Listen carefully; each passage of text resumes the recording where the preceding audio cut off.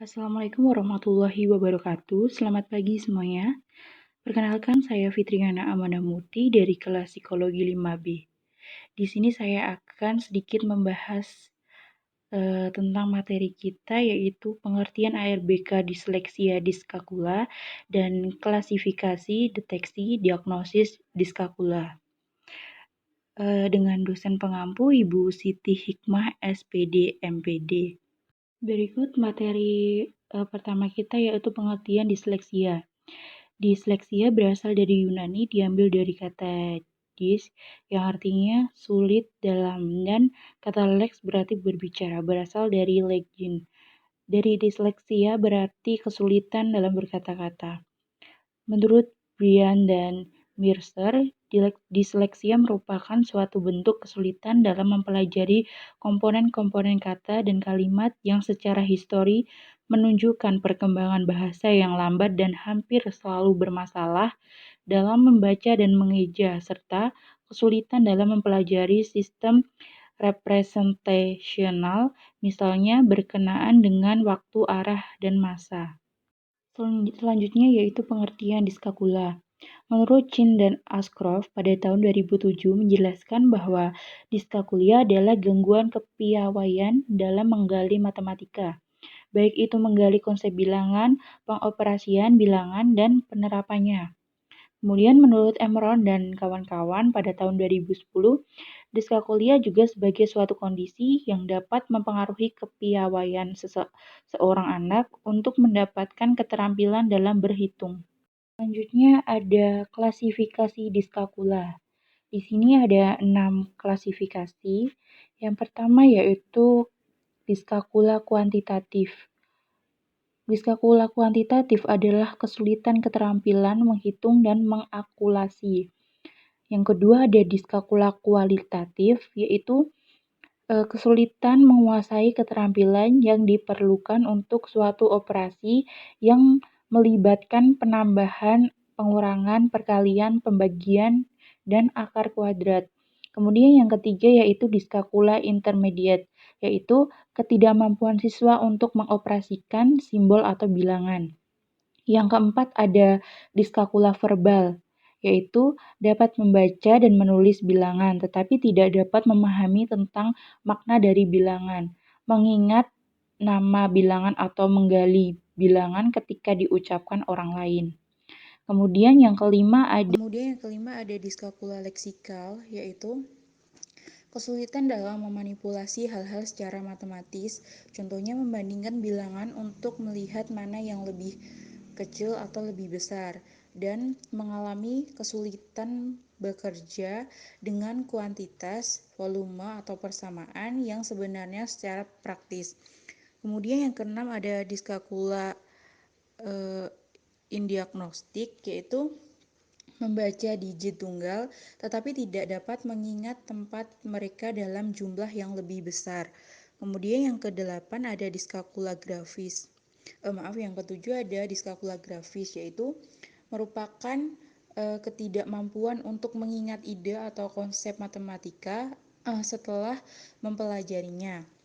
Kemudian yang kedelapan ada diskakula operasional, yaitu kesulitan siswa dalam menulis simbol dan bilangan matematika. Kemudian yang kelima ada diskakula leksikal, yaitu kesulitan dalam memanipulasi hal-hal secara matematis, contohnya membandingkan bilangan untuk melihat mana yang lebih kecil atau lebih besar, dan mengalami kemudian terakhir ada diskakula praktonostik dengan kuantitas, yaitu kesulitan dalam melakukan operasi dan yang sebenarnya secara memiliki masalah untuk kemudian yang keenam ada diskakula yang membutuhkan manipulasi angka atau simbol. Indiagnostik, yaitu membaca digit tunggal tetapi tidak dapat mengingat tempat mereka dalam jumlah yang lebih besar.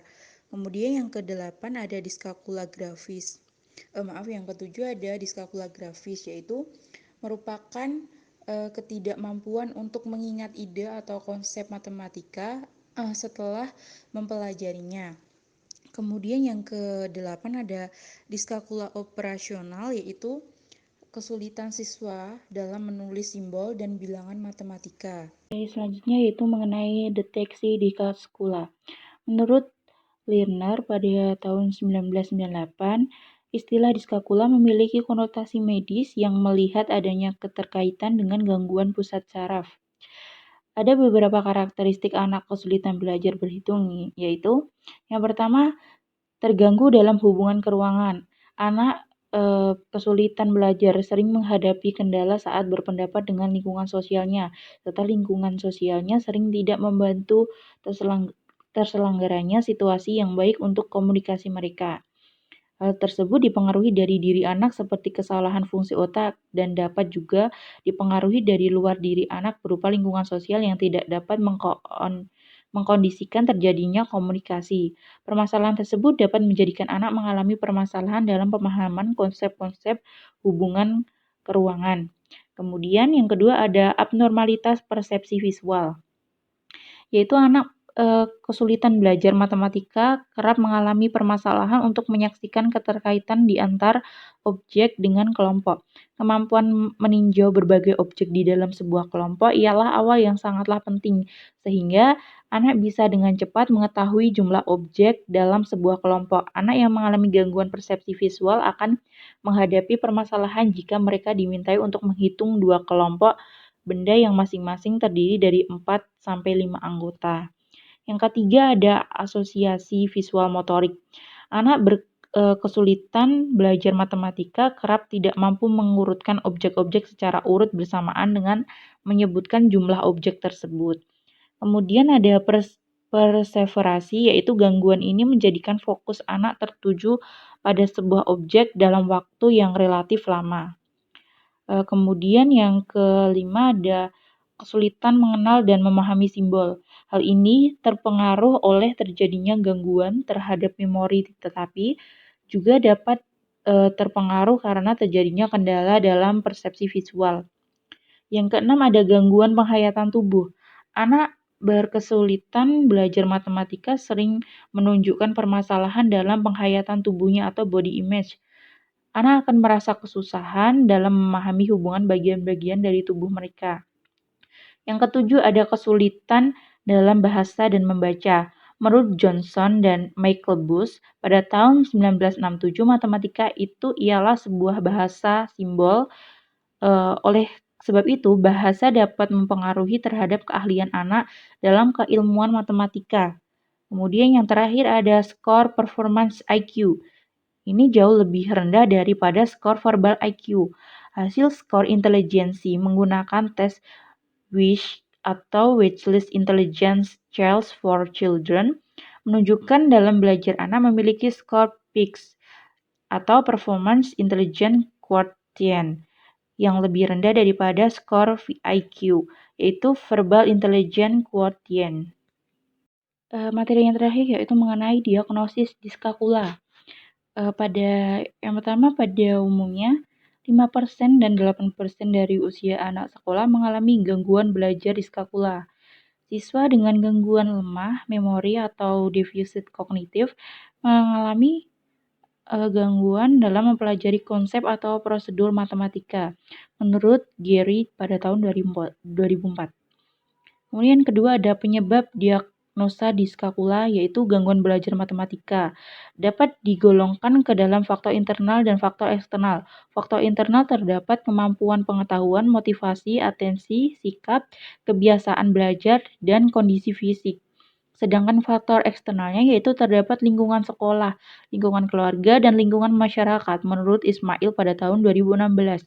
Yang terakhir yaitu dalam penanganan permasalahan diagnosa diskakulia di sekolah, guru harus memiliki kemampuan khusus dalam menangani kasus siswa dengan diagnosa diskakula ini. Itu menurut Azhari pada tahun 2017. Terima kasih. Sekian presentasi dari saya. Mohon maaf jika ada salah-salah kata. Wassalamualaikum warahmatullahi wabarakatuh.